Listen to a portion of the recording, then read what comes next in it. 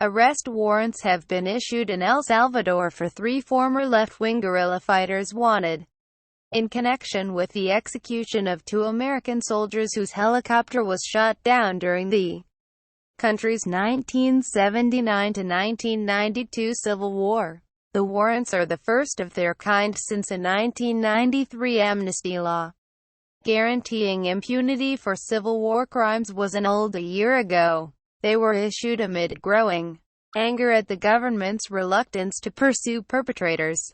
El Salvador's civil war left about 80,000 people dead, 8,000 missing and 1 million displaced in a country the size of the U.S. state of Massachusetts, according to a 1993 UN Truth Commission report. The overwhelming majority of war crimes were attributed to the American-backed armed forces and paramilitaries who often targeted civilians they suspected of supporting left-wing rebels. Yet surprisingly, the first warrants issued since the amnesty was declared unconstitutional are for former guerrillas. The U.S. Army helicopter was shot down by a Farabundo Marti National Liberation Front (FMLN) patrol in January 1991 in the San Miguel district in eastern El Salvador, as it was flying back to base in neighboring Honduras.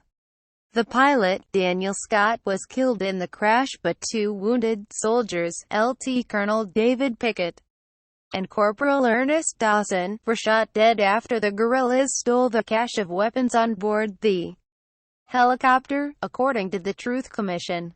During the proxy Cold Wars that the U.S. fought in Central America in the 1980s and 90s, Honduras was used to provide military support to neighboring dictatorship and host CIA-backed rebel armies fighting left-wing movements. Ronald Reagan's administration funneled the equivalent of $1 million a day to El Salvador's military dictatorship despite evidence of death squads and civilian massacres. The conflict ended in 1992, but peace never came to El Salvador. We fear soldiers more than gangstas. El Salvador's iron fist policy turned steadily.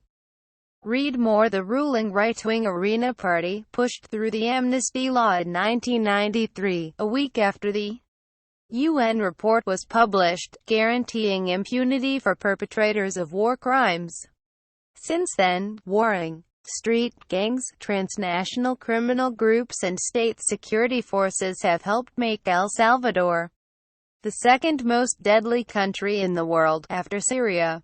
Amid growing frustration among victims, the Supreme Court held a public hearing last week about the lack of progress in prosecutions